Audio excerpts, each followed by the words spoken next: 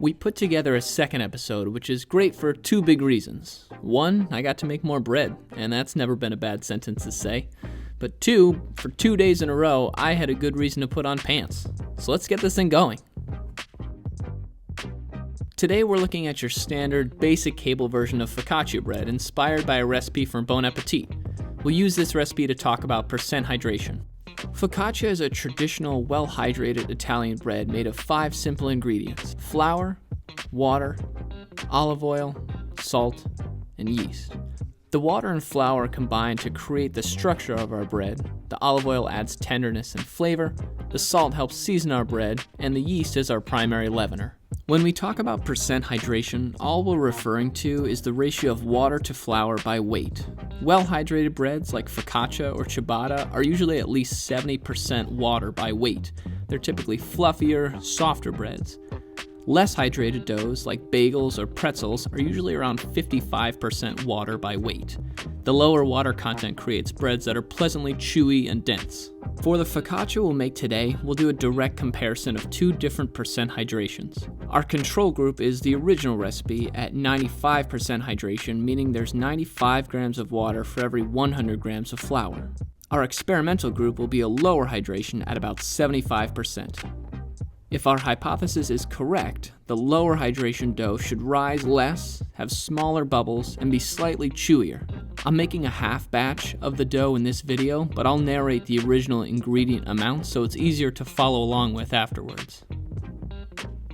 In a large mixing bowl, combine 2 teaspoons of instant yeast, 5 cups or 625 grams of all-purpose flour, 5 teaspoons or 13 grams of kosher salt, and mix to combine. Add in 2.5 cups or 590 grams of lukewarm water and mix until it becomes a sticky batter.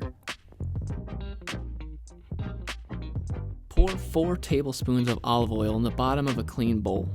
Dump in your dough and toss the dough around with your hands until the olive oil has coated the outside and it's starting to incorporate itself throughout the dough. Cover this and let it sit for at least 3 to 4 hours on the countertop, if not overnight in the fridge if you have the time. The overnight rise allows more time for those fermenty, bready flavors to develop, but 3 to 4 hours on the counter will still leave you with some pretty solid bread. For the sake of demonstration, we'll just fast forward through our experimental group. That's our dough with the 75% hydration. We're following the same steps here, placing it into a bowl, incorporating it with olive oil, and we'll let this sit in the fridge overnight. After it's risen overnight in the fridge, we need to deflate the dough a little bit. Using forks, or your hands if you don't care about staying clean like I clearly was here for some reason, fold the dough over itself in 4 quadrants around the bowl. Pro tip, don't use parchment paper here.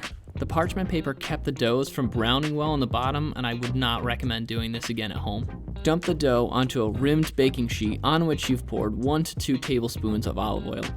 Coax the dough into the 4 corners of the pan.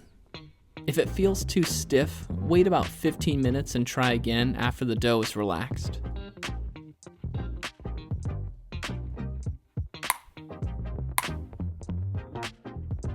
After 1 hour of the final proofing, pour about 1 tablespoon more of olive oil on the top and sprinkle with some flaky sea salt if you have it. This Malden flaky sea salt works really well because the grains of salt are really large and crunchy. If you only have table salt, be very conservative with how much you put on top of the bread. It can taste way overly salty and pretty much ruin everything you've done so far. Place the doughs into an oven that you have preheated to 450 degrees for 20 to 30 minutes, or until the top of it is beautifully golden brown. The inside should register about 210 degrees Fahrenheit. And here we have both our doughs, and I gotta say they aren't as different as I thought they'd be. The well-hydrated dough did rise a bit more than the dense dough, but all in all, they're still both very obviously the same bread. When looking at a cross-section of each bread, there are only some minor differences.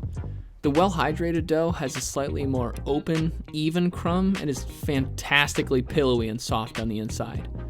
Our less hydrated dough has a less consistent crumb structure with some bigger bubbles here and there, which I honestly didn't expect. but the dough itself is slightly more chewy, which was part of our hypothesis to begin with. People think that baking is a strict science, and that's both true and false. If you follow the recipe exactly, you'll get the exact bread that the recipe developer intended. But you can make your own changes to a recipe and still get your own original version. At the end of the day, it'll still be bread and it'll still be delicious. And isn't that the reason why you're here?